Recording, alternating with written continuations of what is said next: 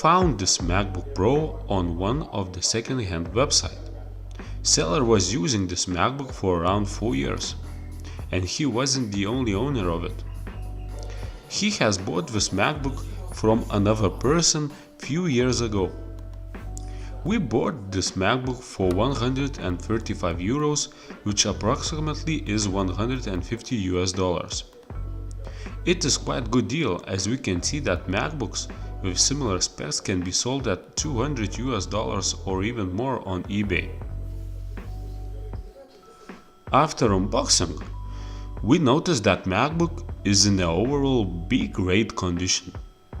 It has a few bigger scratches on the back and some on the top. Also, there are some small dents on the corners of the device.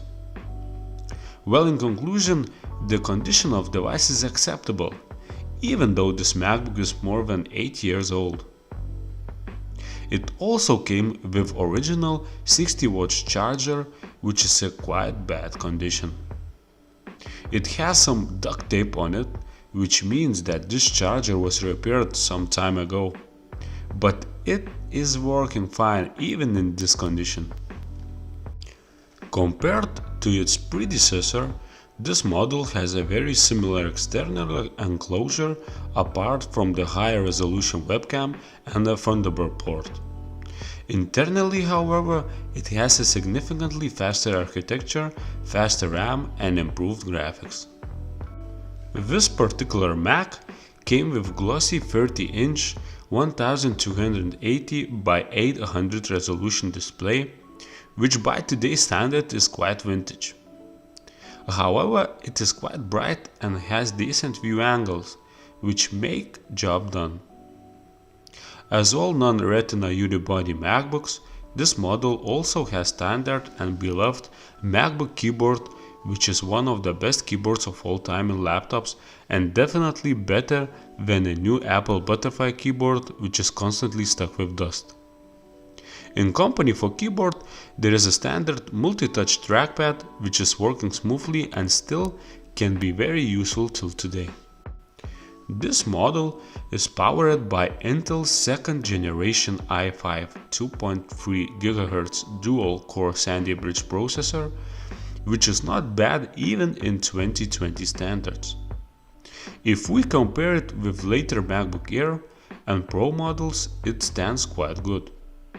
As you can see from the CPU benchmark, this processor has almost the same performance of a new model of MacBook Air Retina, and it's quite far behind new MacBook Pro from 2018. For not too much demanding tasks, it can be used very well. It also has two models of 2GB DDR3 RAM, 500GB SATA hard disk, which was standard configuration back in 2011 of most unibody MacBook Pros. Now let's talk about GPU.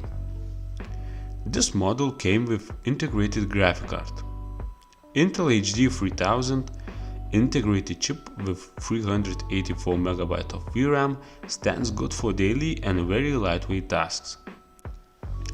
Talking about connectivity, it includes AirPort Extreme, Bluetooth 2.1, GB Ethernet, a 5-wire 800 port, two USB 2.0 ports, separate audio out port, and SD card slot, and a new Thunderbolt port that is backward compatible with mini display port.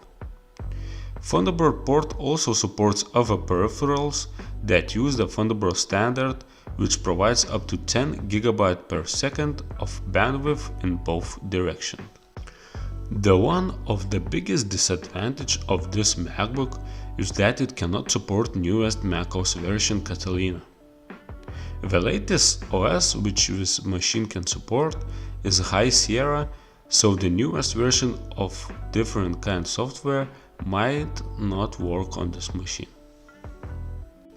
Using this MacBook Pro for daily tasks is more than acceptable.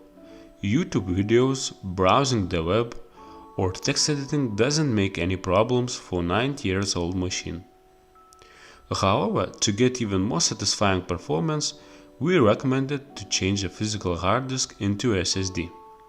It will dramatically improve performance of the computer. A bit different situation is with gaming.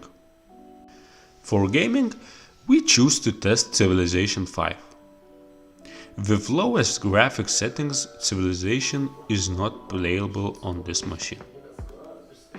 It generates around 7 to 10 frames per second.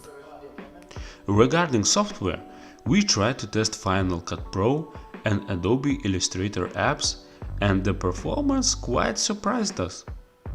The applications are working smoothly on this machine, well, at least doing very basic image and video editing.